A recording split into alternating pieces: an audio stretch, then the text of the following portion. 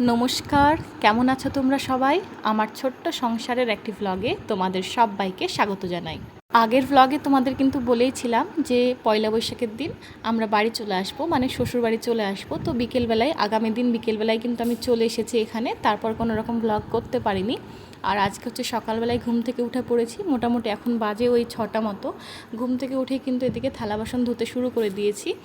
অনেকগুলোই থালা বাসন হয়েছে, তাই ঝটপট কিন্তু ধুয়ে নেব। আর আমার কিন্তু অভ্যেস, আমি খুব সকাল সকাল স্নান করি। এবার স্নানের আগে যা কোনো কাজ থাকে সেগুলোও ঝটপট করে নিলে না সকালে ট্যাঙ্কির জলটা খুব ঠান্ডা হয়। এবার কাজ করতে করতে স্নান করলে একদম ঠান্ডা লাগে না, প্রচণ্ড গরম ধরে যায়, তারপর স্নান করলে অনেকটা ফ্রেশ লাগে। দেখো এদিকে প্রায় অনেকগুলোই বাসন মাজা হয়েছে আর অনেকগুলো এমনি রয়ে গেছে। তো ভাবলাম যে ভিডিওটা সবটা নিতে পারবো না, তাহলে অনেকটা স্টোরেজের সমস্যা হবে। তো চলো একটু পরে তোমাদের সাথে শেয়ার করছি। এই যে দেখো এদিকে কিন্তু থালা বাসনগুলো মাজা হয়ে গেছে। আর সকালের থালা বাসন তো অনেকগুলোই হয়, যখন যখন আমি মাজি তখন কিন্তু কলেই মাজি। অন্য সময় কিন্তু ভেতরে বেসিনে মাজা হয়, কিন্তু প্রচুর বাসন হলে না বেসিনে মাজতে অসুবিধা হয়। কারণ বেসিনের পাশে আমাদের এই বাড়িতে বর্তন স্ট্যান্ডটা নেই, থালা বাসনের স্ট্যান্ডটা নেই। সেই জন্যই অনেকটা থালা বাসন হলে কিন্তু কলেই মাজতে হয়, আর কলে মাজতে অনেকটা সুবিধা হয়। আর এখন জল অনেকটাই বেশ ঠান্ডা, ভালোই লাগছে ঠান্ডা ঠান্ডা জলে থালা বাসনগুলো ধুতে। আর একদম উঁচু হয়ে বসে থালা বাসন ধুতে পারি না, তাই এখানে কিন্তু একটা পিঁড়ে রাখা আছে, সেটাতে বসেই কিন্তু রোজ থালাটা ধুই।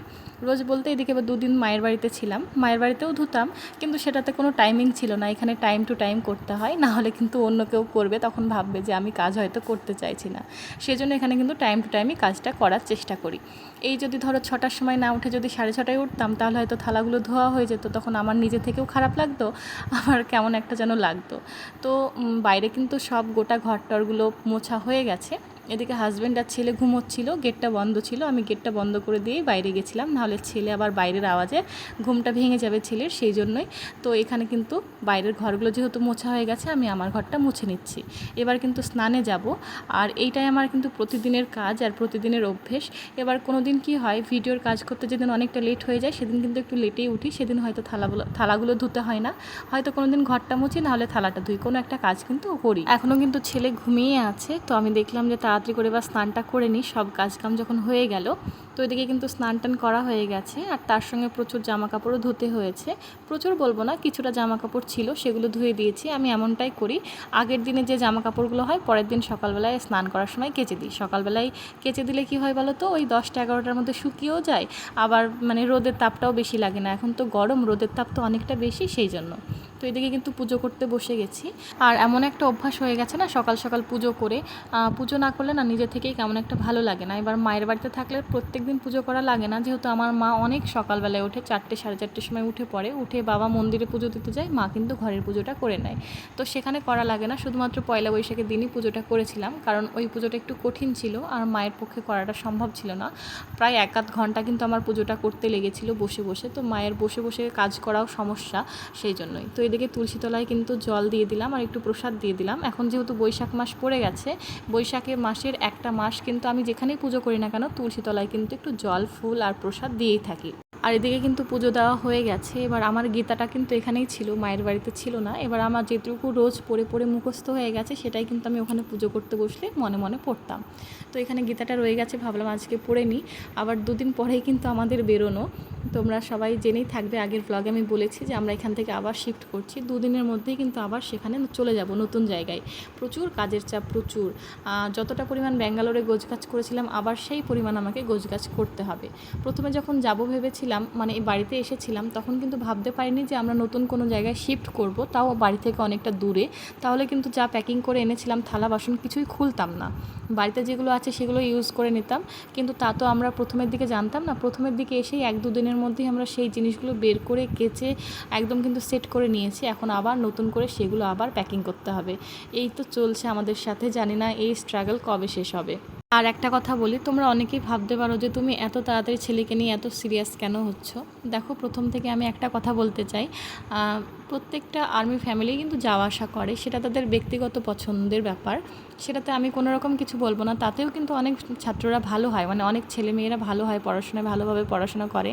এবার স্কুলের ওপর ডিপেন্ড করে, পরিবেশের ওপর ডিপেন্ড করে। আমার পার্সোনালি মনে হয় যে আমি এক জায়গায় থেকেই ছেলেকে পড়াবো, বারবার বন্ধু চেঞ্জ হবে, এটা চেঞ্জ হবে, জায়গা চেঞ্জ হবে, টিচার চেঞ্জ হবে, এটা আমি করতে চাই না। আর কি বলতো, এই যে 3 মাসের মধ্যে 1 বছরের মধ্যে 3টে মাস ছুটিতে আসা, মানে 3 মাস পর পর 1 মাস করে ছুটিতে আসা হয়। সেই 1 মাসে কিন্তু বাড়িতে এলে আর একদম পড়াশুনো হবে না, আমি গ্যারান্টি দিয়ে বলতে পারি। 3 মাস পর যখন তুমি দাদু ঠাম্মা বাড়িতে আসবে বা দিদুন দাদানের বাড়িতে আসবে, তখন কিন্তু একদম পড়াশুনো হবে না। আর যেতে আসতে কিন্তু 3 দিন 4 দিন করে টাইম নষ্ট হয়ে যায়। তো আমি এটাই মনে করি যে আমার দিক থেকে আমি কোনো রকম ছেলের কমতি রাখবো না। ছেলে যেন বড় হয়ে কখনো বলতে না পারে যে মা তুমি আমাকে এইভাবে ঘুরিয়ে নিয়ে বেরিয়েছো, আমার পড়াশোনা হয়নি, এইসব যেন কোনো দিন বলতে না পারে। আমাদের দিক থেকে, আমি এবং ওর বাবা দুজনের দিক থেকেই কিন্তু আমরা আমাদের 100% দেবো। এবার ছেলের উপর ডিপেন্ড করছে সে ভালোভাবে পড়াশোনা করতে পারবে কি পারবে না। এবার দেখো, সবাই তো আর ফার্স্ট হতে পারে না বা সবাই তো চাকরি পায় না, তবুও আমরা চেষ্টা করছি। আমরা মা বাবা, আমরা চেষ্টা না করলে না আমাদের মনের মধ্যে কোথাও একটা খটকা থেকেই যাবে যে আমরা ছেলের জন্য চেষ্টা করলাম না। এবার আমরা এখন চেষ্টা করছি, এই যে একটা কষ্ট, হাজব্যান্ডকে ছাড়া থাকতে হবে, বাড়ি ছাড়া থাকতে হবে, এই যে একটা কষ্ট, এই কষ্টটা করে যেতে চাই। কারণ ছেলেকে বড় হয়ে যেন কৈফিয়ত দিতে না হয় যে মা তুমি আমাদের জন্য কি করেছো। ছেলেও দেখবে, বুঝবে, সবই জানবে। আর একটা কথা, অনেকেই বলো যে ক্লাস 1-2-এ কোনো অসুবিধে নেই পড়াশোনার, যখন 5-6-এ পড়বে তখন থেকে ছেলেকে ভালো স্কুলে পড়াও, এটা অনেকেই বলে। এমনকি আজকেও আমার একজনের সঙ্গে কথা হলো, সেও এমনই একটা কথা বলছিল যে এখন তো কোনো পড়াশোনার চাপই নেই, 5-6 থেকে ভালো করে পড়িও। তো আমার মনে হয় প্রথম থেকেই না হালটা শক্তভাবে ধরার দরকার। প্রথমের দিকে ঢিলে দিয়ে দিলে না পরের দিকে আর হতে চায় না। তো যাই হোক, এগুলো আমার পার্সোনাল ব্যাপার, আমি পার্সোনালভাবে এটা মনে করি আর পার্সোনালভাবেই ডিসিশনটা নিয়েছি হাজব্যান্ডের সঙ্গে যুক্ত হয়ে। তো এইটাই আমার সিদ্ধান্ত যে আমরা এখন চলে যাচ্ছি আপাতত। আর আমার এই সিদ্ধান্তে আমার নিজের যারা মানুষ তারা কিন্তু অনেকেই সাপোর্ট করেছে যে হ্যাঁ তুই একদম ঠিক ডিসিশন নিয়েছিস ছেলের পড়ার জন্য। আর যারা আমাদের মতো কম বয়সে তারা কিন্তু অনেকেই বলেছে যে এখনই তো ঘোরার বয়স, এখন না ঘুরলে আর কবে ঘুরবি। দেখো, জীবনে ঘোরাটাই সব না, আমি যেখানে থাকবো সেখানেও আমি ঘুরতে পারবো। হাজব্যান্ড যখন 1 মাসের জন্য ছুটিতে আসবে, বছরে 3 বার ছুটিতে আসবে 3 মাসে, তখন আমি ঘুরতে পারবো। এমনটাই নয় যে বাইরে বাইরে থাকতে হবে। আমার হাজব্যান্ড যদি আর্মিতে না থেকে বিদেশে কাজ করতো, তাহলে কি আমি হাজব্যান্ডের সঙ্গে যেতে পারতাম বলো? কত তো বিএসএফ পরিবারও থাকে যারা একদম কোয়ার্টার পায় না, তারাও তো বাড়িতেই থাকে, হাজব্যান্ডকে ছাড়াই থাকে বা তাদের বাচ্চাদের নিয়ে অন্য কোথাও সেট হয়ে যায়। এইটাই যে আমার কাছে সুযোগ আছে বলেই যে সেই সুযোগটা আমাকে নিতে হবে এমনটা না, যেটা আমাদের পক্ষে বেস্ট সেটাই করা উচিত। তো এদিকে কিন্তু সকালবেলায় ছেলেকে পড়াতে বসাবো ভেবেছিলাম, তো হঠাৎ করেই আমাকে রান্না করতে শুরু করতে হলো। এখন কিন্তু বাজে 9টা মতো, সকাল 9টা বাজে, এখনই কিন্তু প্রায় সব রান্না হয়ে গেল। আমি ভেবেছিলাম যে ছেলেকে পড়াবো, পড়িয়েই কিন্তু রান্নাটা বসাবো, কিন্তু তা হলো না। প্রথমেই রান্নাটা বসিয়ে দিতে হলো। আজকে আর পড়ানো হবে না, আর রান্নাটা আজকে করব না সেটাই আমার ইচ্ছে ছিল, কারণ আমার প্যাকিং করা আছে। 1-2 দিন পরে কিন্তু আমাকে বেরোতে হবে, প্রচুর প্যাকিং করতে হবে। ঘর কিন্তু একদম অগোছালো হয়ে আছে, অর্ধেক ঘর গোছাতে গোছাতে আমি কিন্তু চলে এসেছি।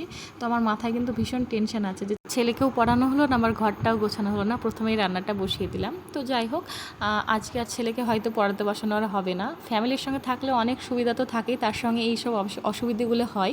যদি আমি ওখানে একা থাকতাম তাহলে কিন্তু আমি আমার টাইম মতো রান্নাটা বসিয়ে নিতাম, ঠিক করে নিতাম।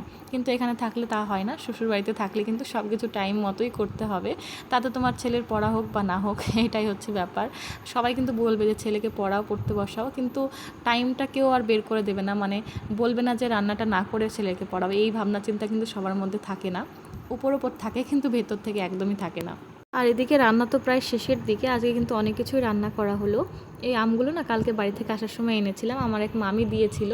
তো আমি ভেবেছিলাম টক ডাল খেতে মন চাইছে, আমার হাজব্যান্ড না টক ডাল খেতে খুব ভালোবাসে। এই তো আর 1-আধ সপ্তাহ, তারপরে ও তো চলে যাবে। এবার টক ডালটা করেই দেওয়া হলো না, তাই ভাবলাম যে একটু টক ডাল করি। পরে আমার মনে পড়ছে এটা তো ফজলি আম, ফজলি আমটা না খুব একটা টক হয় না, তো ডালটা টকই হয়নি। তো একটু চাটনিও করেছি, একটু টক ডাল করেছি, তার সঙ্গে মাছের কাঁটা দিয়ে আলুটা ভাজলাম আর মাছের ঝোল করেছি। এই হলো রান্নাবান্না, ভাত করেছি।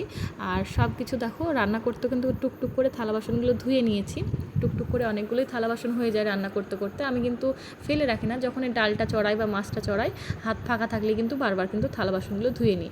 আর এখন গ্যাসটা মুছে বেসিনটা একদম পরিষ্কার করে নেব। এই বেসিনটা এত নোংরা হয় কেন জানি না, তেলমেল খুব একটা ফেলা হয় না, তবুও কিন্তু খুব বেশি নোংরা হয়ে যায়। মানে একবার দুবার জল ফেলে না কেমন একটা ছাপ পড়ে যায়। টেসিনগুলো ধুয়ে নেব। ওদিকে থালা বাসনগুলো ওল্টানো হয়নি, ধুয়ে রেখেছি।